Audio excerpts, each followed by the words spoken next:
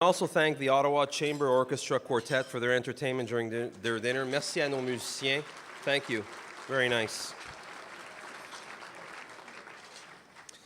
And now we move on to a very special part of the evening where we honor our province's paramedics for the many special things they do throughout the year. Et maintenant, nous procédons à la partie d'honneur de la cérémonie. To lead us through this portion of the program, I'd like to call upon our longtime chair of the Ontario EMS Awards Committee, Chief John Pernot from the region of Waterloo. Tonight, John also has a twin, Ottawa Paramedic Superintendent Stephanie Logan, to add a little bilingual flavor to his commentary. Mesdames et Messieurs, Chef John Pernot de la région de Waterloo et Surintendant du Service paramédic d'Ottawa, Stephanie Logan. Here you go, my friend. Now you have to guess who is who. Thank you, Chief, and good evening, honored guests, fellow EMS chiefs, and especially our award recipients and your families from 2 provinces. I'm proud to say that this is the 12th time that MMSO and now the OAPC has sponsored this awards gala, and this evening we'll be presenting over 140 awards for excellence in our profession. I'll be back shortly to help present our Career Achievement Awards, but first, a number of very special awards for acts of conspicuous bravery performed by Ontario paramedics. I'd like to ask the McNally and OAPC award recipients and their chiefs to move to the base of the stage at your right, and also ask for City of Ottawa Deputy Mayor L. Chantry, Chair Mark Taylor, Warden Bob Sweet from the County of Renfrew, and, well, actually, it does say Chief Norm Gale, so Norm can come up too. And then I'll turn the stage back over to your Master of Ceremonies and my alter ego, Stephanie, over here.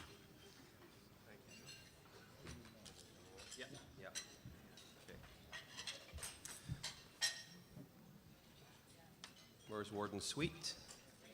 You making your way up, sir? Thank you.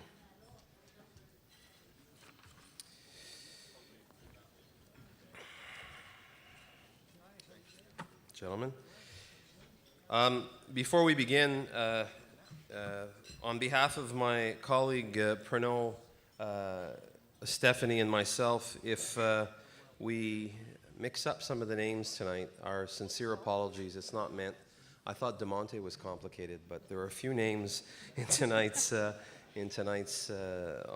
awards that are a little difficult, and they're well-deserving, and so for them and their families, I give you my sincere apologies if I don't do it well. I was going to say something else, but I guess I won't say that. The N.H. McNally Award. The N.H. McNally Award was established in 1976 in honor of Dr. Norman McNally, the father of Ontario's ambulance system. Dr. McNally was hired by the provincial government in 1966 to oversee the development throughout Ontario of a balanced and integrated ambulance service. Le prix N.H. McNally a été établi en 1976 dans l'honneur de Dr. Norman McNally, le parrain du système ambulancier de l'Ontario. En 1966, la province de l'Ontario a demandé au Dr. McNally d'établir un réseau de services ambulanciers intégrés à travers la province. Under his tutelage, the first standardized ambulance training program was established at Base Borden in 1967, with the first true paramedic program conducted at Queen's University in Kingston shortly thereafter. His legacy today is dramatically improved staff training, the development of a standardized ambulance design, consistent patient care equipment, as well as an integrated provincial ambulance radio network.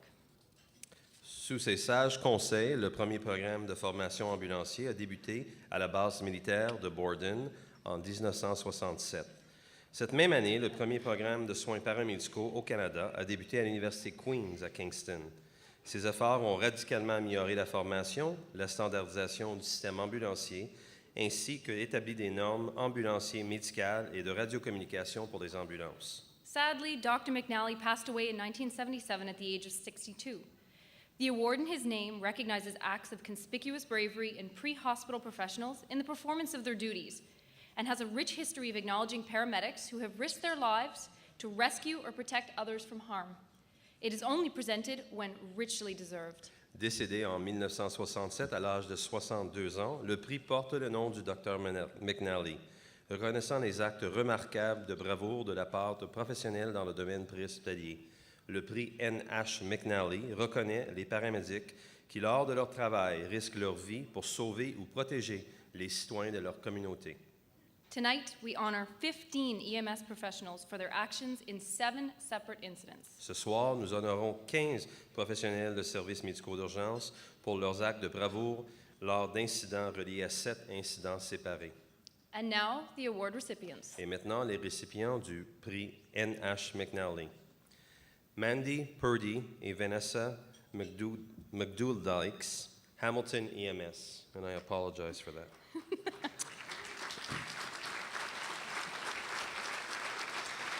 Molendikes. Shortly after midnight on February 6, 2012, paramedics Purdy and Molendikes were dispatched to an apartment for a man who had fallen, struck his head. Once in the building elevator, they could smell smoke, and when they arrived at the patient's floor, it was immediately apparent that something was burning. The hallway appeared foggy. No alarms were sounding, but the smoke appeared to be seeping from above the patient's door.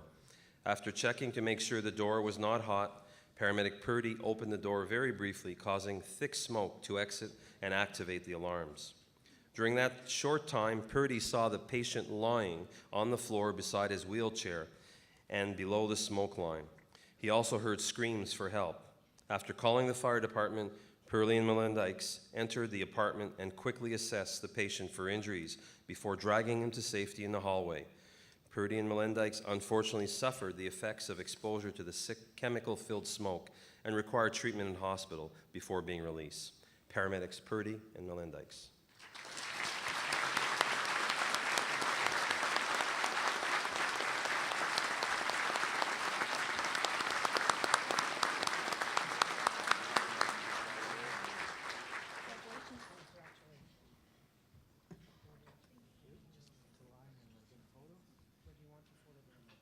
How are you doing there? In, follow her. Follow the instructions of the...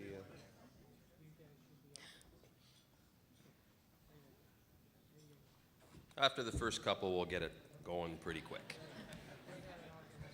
I'm not sure about me and the names, but... Don't knock over the flag. Bravo. Thank you.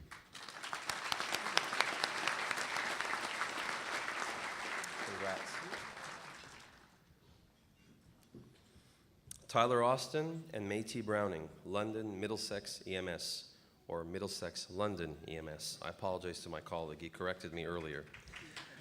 On the evening of May 8th, 2012, Middlesex London paramedics Tyler Austin and Métis Browning were dispatched to an apartment building in the City of London for a patient with a history of psychotic and bipolar disorder exhibiting behavioral problems.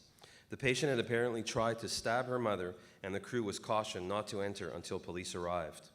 The crew staged in the building as police had not yet arrived. They were met by the patient's mother, who urged them to help her daughter, who was having an emotional breakdown. They advised the mother they would not enter the apartment until police arrived due to the history of violence and weapons, but asked the mother to go in the unit and bring the daughter to them. The mother agreed, but soon returned yelling that her daughter was about to jump off the balcony. The crew decided to enter the apartment without police support and found the patient hanging from the third-floor balcony railing. The crew members each grabbed an arm just as the patient was letting go. A 2-minute struggle ensued with paramedics and the patient yelling, "Let me fall, let me go," before paramedics were able to bring her back over the railing. Police arrived shortly thereafter and helped escort the patient to the hospital. Paramedics Austin and Browning.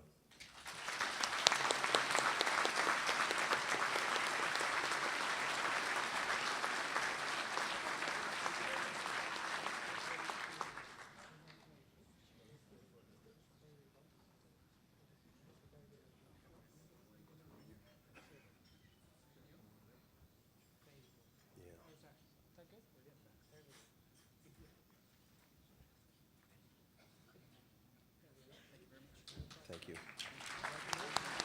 Okay. Holly Scherer and Michelle Rivard, District of Temiskaming EMS. On the morning of February 4th, 2012, paramedics Scherer and Rivard responded to a report of an unresponsive male trapped inside a collapsed bin. Upon arrival at the scene, they found a 29-year-old male who's submerged and is being suffocated. The two paramedics worked side by side with Engelhurt firefighters to dig by hand for the victim. Doing so required them to enter the collapsed structure and search through the collapsing grain.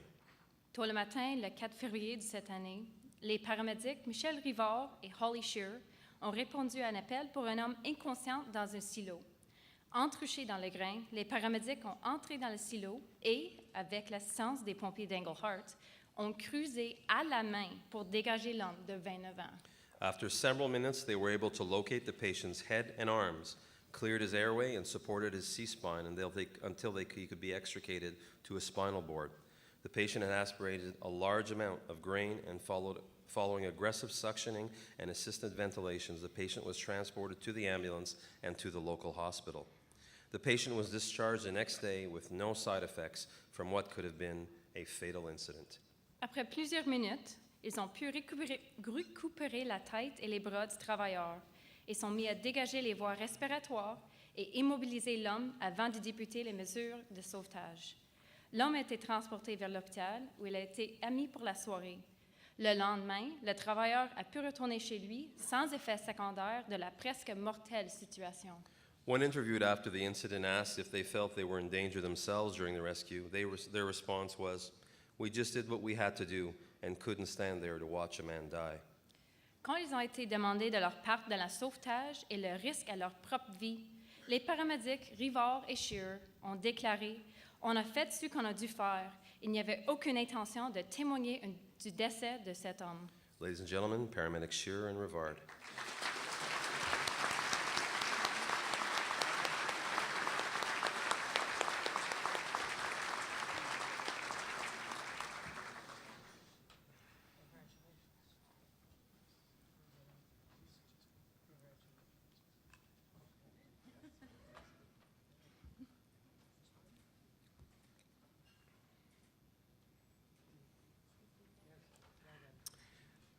Les Moore, Toronto EMS. While working as a single responder on October 10, 2011, paramedic Moore responded to a motor vehicle collision. Upon arrival, he found a male patient unresponsive in a burning vehicle with gasoline flowing from underneath. Unable to access the driver's door, as the vehicle was up against a concrete wall, Les attempted to put out the fire with a fire extinguisher and succeeded in knocking the fire back enough to attempt to free the man from the vehicle. Shortly thereafter, the flames suddenly erupted and Les was forced to withdraw. The fire department arrived, allowing the patient to be extricated and treated by paramedic Moore for burns and smoke inhalation prior to arrival of other EMS personnel. Paramedic Moore.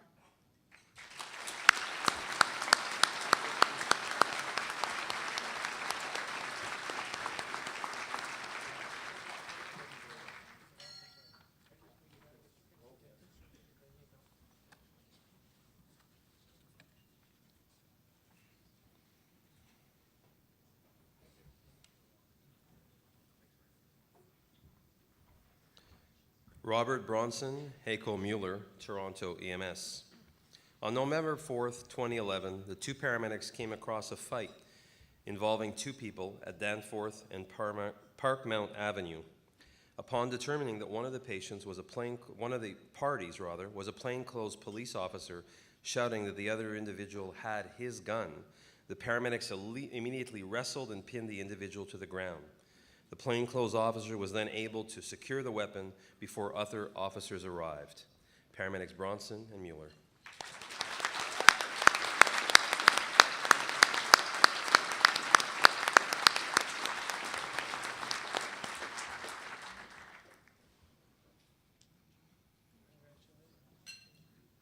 Go for your picture, my friend. Pictures.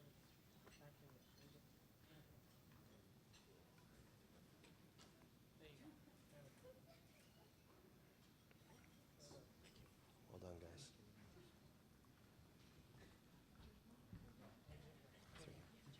Thank you. Norm Roberge, Jamie Kerluke, and Murray Robinson, Toronto EMS. On October 16, 2011, paramedics Norm Roberge, Jamie Kerluke, and Murray Robinson responded to a medical call on Emmett Avenue. Upon reaching the 11th floor, they detected smoke and requested the attendance of the fire department. Further investigation revealed an apartment full of heavy smoke and the building superintendent holding an unconscious tenant on the balcony. Without concern for their own safety, they entered the apartment and extricated the patient to the hallway, where they began resuscitative measures. The patient ultimately made a complete recovery from the effects of severe smoke inhalation. Paramedics Roberge, Kerluk, and Robinson.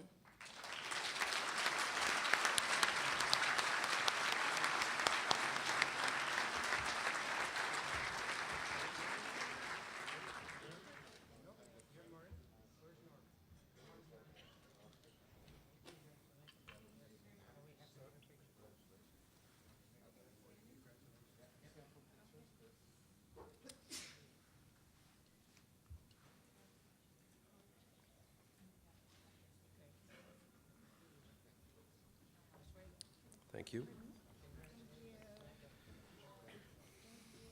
Elizabeth Hargis, Nadia Archambault, Toronto EMS. On April 21st, 2011, paramedic Elizabeth Hargis and Nadia Archambault responded to a report of a 91-year-old male unable to breathe after a possible explosion at his residence. Upon arrival at the scene, they observed that the patient standing on the porch but could detect a strong smell of an unknown gas in the air. When the paramedics attempted to verbally direct the patient to leave his porch, he tried to re-enter his residence. Paramedic Hargis promptly went after him into the hazardous areas and forced him away from the danger. Once the patient was placed in the ambulance for treatment, the crew began to notice fumes that were overcome by hydrogen sulfide gas that was off-gassing from the patient's clothing.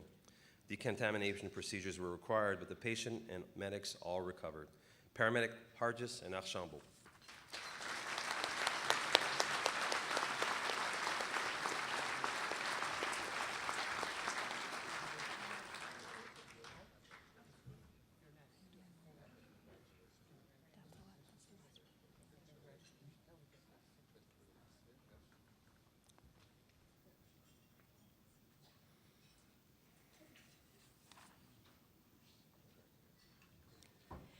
You've just heard about our 35-year-long tradition of presenting the McNally Award to recognize acts of bravery while paramedics are on duty. In 2008, the AMEMSO Board of Directors recognized that a number of very worthy individuals were going unrecognized simply because their actions took place while they were off duty. Vous avez témoigné d'une tradition de reconnaître les actes de bravoure, une tradition durant de 35 ans. En 2008, le conseil d'administration de l'Association municipale des services médicaux d'urgence de l'Ontario ont établi un nouveau prix honorant les paramédics qui ont agi avec courage et des actes portés hors des heures de travail. As such, the board established a new award, the AMEMSO Award of Courage. Similar to the McNally Award, the AMEMSO Award recognized an action by an off-duty paramedic employee that required that individual to place themselves in a position of risk to rescue or otherwise protect another person from harm.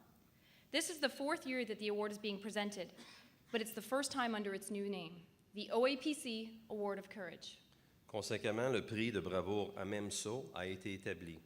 Parallèlement au prix NH McDally, ce prix reconnaît les paramédics qui ont risqué leur vie pour sauver ou protéger les citoyens et leur communauté. Ceci est la 4e année que nous présentons le prix, cette année sous le nouveau titre de OAPC Award de Courage, le prix de bravoure de l'Association des chefs de paramédics de l'Ontario. And now the recipient. Mesdames et messieurs, le récipiendaire. Derek Kremen, Cochrane District EMS.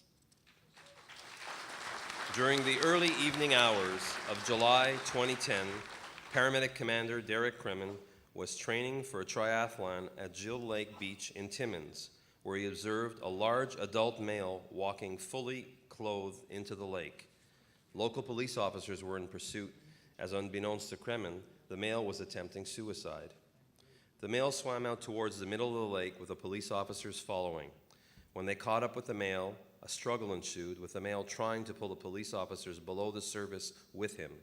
Mr. Kremen and 2 off-duty OPP officers training with him immediately ran into water and swam the 50 meters of the lake to where they located the patient and brought him to shore. Once on shore, the patient was found to be vital signs absent, and paramedic Kremen initiated CPR.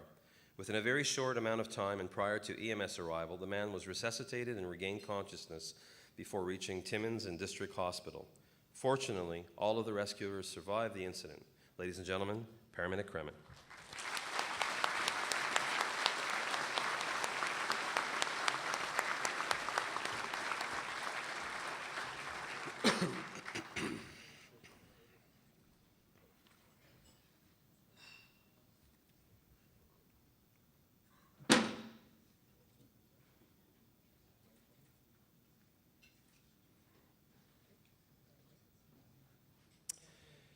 Congratulations to our award recipients. Félicitations à tous nos récipiendaires.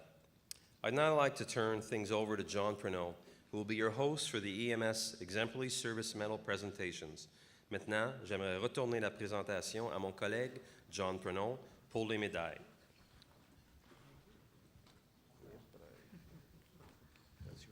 Okay, we'll swap. There you go.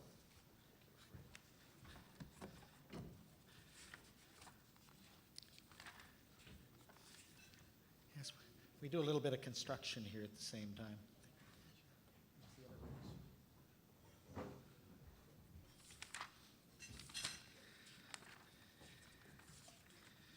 Okay, thank you, Chief, for an excellent job both this evening and in steering all the efforts for and all the planning that's required for a conference as big as this one. We'll have you back a little later on. As already mentioned, this is the 12th year that we've been privileged to host these medal presentations honoring the career contributions of Ontario's paramedics. The Emergency Medical Services Exemplary Service Medal being presented this evening was created in 1994 by the late Governor-General Romeo LeBlanc as a component of the Canadian Honours System. Comme mentionné plus tôt, nous nous retrouvons dans la 12e année où nous présentons ces médailles pour le service exemplaire pour les paramédics qui œuvrent avec fierté et honneur dans leur communauté. La médaille a été créée en 1994 par le gouverneur général Romeo Leblanc. The award is more than a long service medal, but rather an exemplary service award presented to those eligible members of the pre-hospital emergency medical service who have served for at least 20 years in a meritorious manner, characterized by the highest standards of good conduct, industry, and efficiency. To qualify, at least 10 of these years of service must have been at street level, involving potential risk to the individual. Nominees must have been employees on or after October 31st, 1991, but may now be active, retired, or deceased. Since the award's inception, there have been approximately 1,250 Ontario recipients of the medal.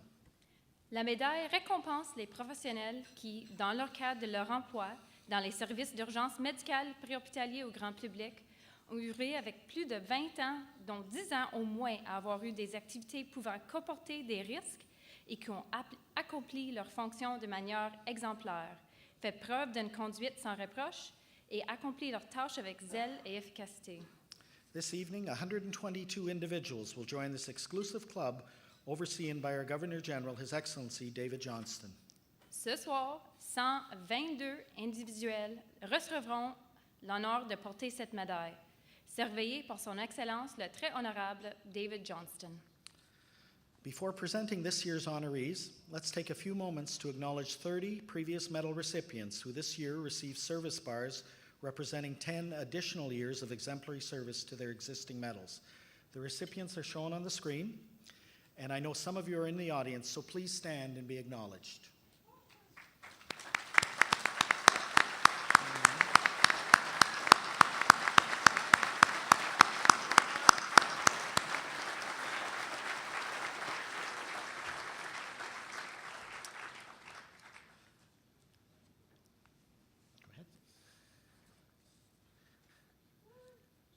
We'll just add the next slide is for our friends from Quebec.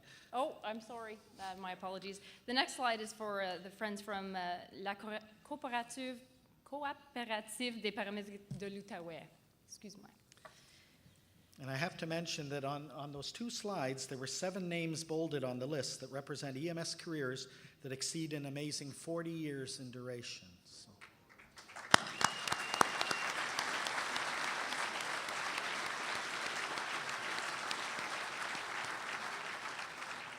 And as a profession, I think we have, and Jim could correct me if I was wrong, I think we have 5 50-year recipients in Ontario.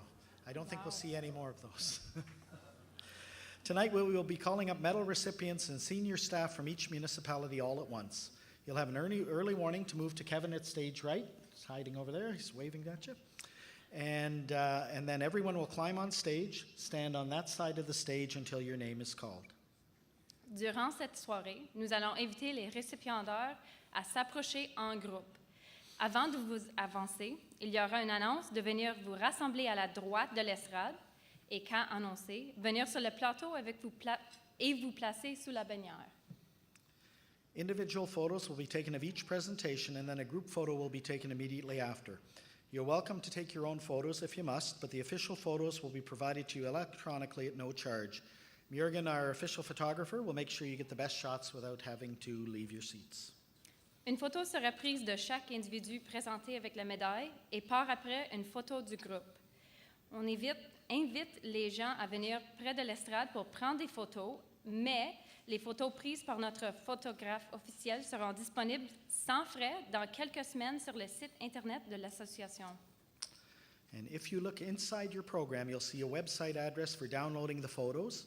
We only ask that you wait until after Thanksgiving Day to begin using that site, because it takes us a little while to get those photos organized. And now for this year's honorees. To present the medals, we're again extremely honored to have Major General Richard Romer with us this evening. General Romer is arguably Canada's most decorated citizen, with a distinguished military career, concluding as Chief of Reserves for the Canadian Forces. Et maintenant, il nous fait plaisir de vous présenter les récipiendaires de la médaille du gouverneur général pour service distingué des services d'urgence médicale. Encore une fois, nous avons l'honneur d'avoir présent parmi nous le général d'état-major Richard Romer. Le général Romer est un citoyen le plus décoré au Canada. Sa carrière militaire a conclu dans le rôle de chef des réserves des Forces armées canadiennes. General Romer is a lawyer, a best-selling author, and a television commentator. Yet he always makes time for EMS here in Ontario, including serving as the Honorary Chief of Toronto EMS. And I should mention there's an error in the program. We called him the Deputy Superintendent of the OPP, and it's the Honorary Deputy Commissioner of the OPP. Sorry, General.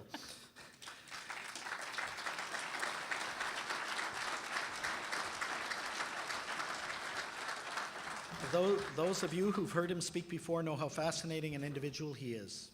Le général Romer est un avocat, écrivain best-seller et commentateur à la télévision. Le général donne généreusement de son temps dans le rôle de chef honoraire des services médicaux d'urgence de Toronto et chaque année venir honorer nos paramédics avec la médaille de gouverneur général pour service distingué. Ladies and gentlemen, please welcome our very good friend, Major General Richard Romer. Mesdames et messieurs, veuillez accueillir notre ami, le général d'état-major Richard Romer.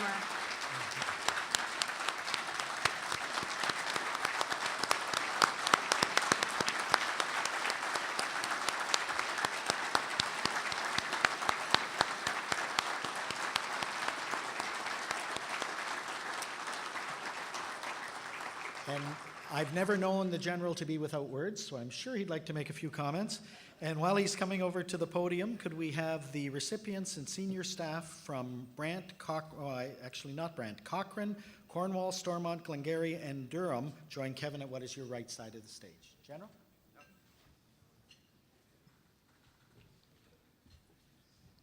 This is my 8th year performing this function, and I'm very proud to do it.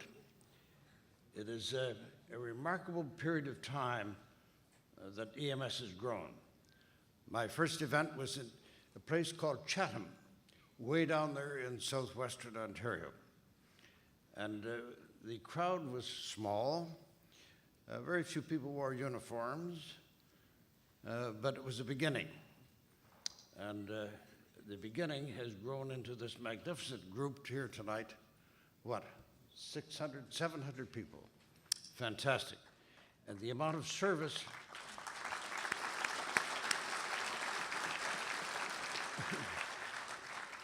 the amount of humanitarian service that has been performed by all members of EMS across Ontario is in effect astonishing.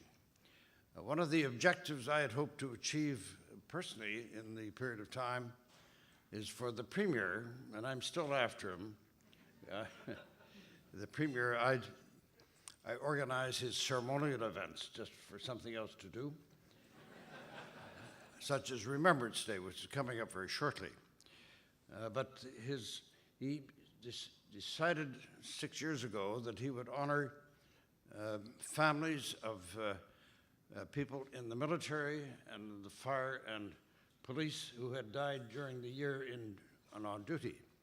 So it's the Premier's Tribute to the Fallen ceremony. I've been trying to get him to go for EMS as well, but I haven't succeeded.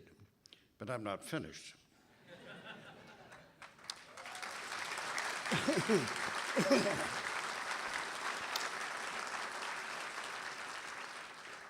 So it is a privilege for me to be here with you tonight. I attended the change of command of the Royal Canadian Air Force, which was renamed just a few months ago by the Prime Minister of Canada, to the great satisfaction of all of those of us who have served in the Air Force and those who still serve. It was a great event.